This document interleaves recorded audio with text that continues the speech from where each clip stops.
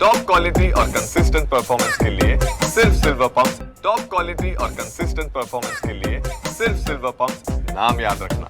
केंद्र सरकारने सोयाबीन खरेदीला 24 दिवसांची मुदत वाढ दिली असल्याच्या अनेक बातम्या आता समोर येत आहे। त्यामुळे शेतकऱ्यांमध्ये संभ्रम निर्माण झालेला आहे। मात्र प्रत्यक्षात मुदत वाढ दिली नसल्याचं पणन विभागाने स्पष्ट केलेलं आहे। आपल्यासोबत बोलण्यासाठी जिल्हा पणन अधिकारी विजय राठोड सर आहेत। सर, मुदत वाढ दिलेली आहे अशा बातम्या आता सध्या व्हायरल होत आहे, काय नेमकी सत्य यामध्ये माहिती आहे? सोयाबीन खरेदीची शेवटची तारीख 6 फेब्रुवारी ही अंतिम तारीख होती। या संबंधित पुढील आदेश पणन महासंघामार्फत काही प्राप्त झालेले नाहीये। जे काही आदेश यापूर्वीचे होते ते 13 जानेवारीला मुदत संपल्यामुळे राज्य पणन महासंघामार्फत केंद्राला एक विनंती करून पुढचे 24 दिवसचा पिरियड कालावधी वाढवून घेतला होता आणि तो 24 दिवसाचा पिरियड 6 फेब्रुवारीला आज संपलेला आहे। जिल्ह्यामध्ये एकूण 15 खरेदी केंद्रावर 29,800 शेतकऱ्यांनी नोंद केली होती आणि एकूण खरेदी जिल्ह्यामध्ये 4,51,000 इथपर्यंत खरेदी झालेली आहे। ज्या शेतकऱ्यांची ऑनलाईन नोंदणी झाली होती त्यापैकी किती शेतकऱ्यांची सोयाबीन खरेदी केली आहे? 28,632 शेतकऱ्यांनी खरेदी केंद्रावर सोयाबीन दिलेला आहे। जवळजवळ 300-350 शेतकरी अद्यापही शिल्लक आहे आणि ते खरेदी केंद्रावर आले नाही, कारण यांना पूर्वीच मेसेज गेल्यामुळे त्याच्या कालावधी संपल्यानंतर आजही ते आलेले नाहीयेत। अनेक शेतकरी भाववाढीच्या प्रतीक्षेमध्ये आपली सोयाबीन घरातच ठेवून होते, मात्र आता कुठेतरी हळूहळू त्यांनी आपली सोयाबीन विक्रीसाठी बाहेर काढली होती। मात्र अशातच ही मुदत वाढ जी आहे ती देण्यात आलेली नाहीये, त्यामुळे शेतकऱ्यांमध्ये संभ्रमाचं वातावरण निर्माण झालेलं आहे। तुम्ही शेतकऱ्यांना काय आवाहन करणार आहात?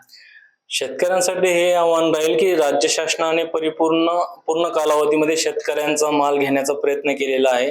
जे काही शेतकरी आज शिल्लक आहेत ते याच आशेवर होते की बाजारभाव आणखी वाढीव होईल आणि आपण त्या ठिकाणी आपला सोयाबीन टाकता येईल।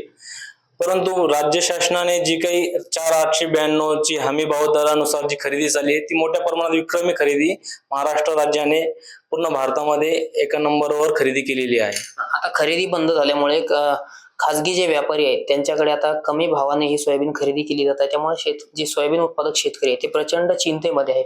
आता पुन्हा एकदा मुदत वाढ मिळण्याची काही शक्यता आहे का? नाही, मुदतवाढीचं या बाबतीत काही शंका आणखी तरी काही आदेश मिळालेले नाहीये, पण जे आदेश मिळाले ते तूर खरेदीच्या नोंदणीचे आदेश प्राप्त झालेला आहे आणि तूर खरेदीची नोंदणीचेच नियोजन करणं आता यापुढे चालू राहणार आहे। म्हणजे एकंदरीत तूर खरेदीचं जे नियोजन चालू आहे त्यामुळे आता सोयाबीनच्या खरेदीला मुदत वाढ मिळण्याची शक्यता कमी आहे असं होऊ शकतं, ते आपण सांगू शकतो।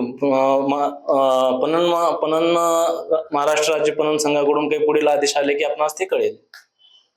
तर नक्कीच हे होते जिल्हा पणन अधिकारी विजय राठोड सर।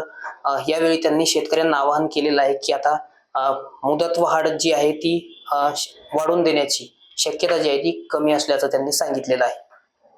रामनाथ ढाकणे, TV9 मराठी, जालना।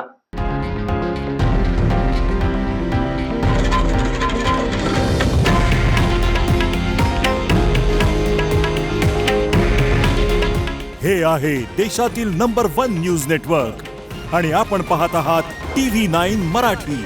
काळजी तुमची, हित महाराष्ट्राचं।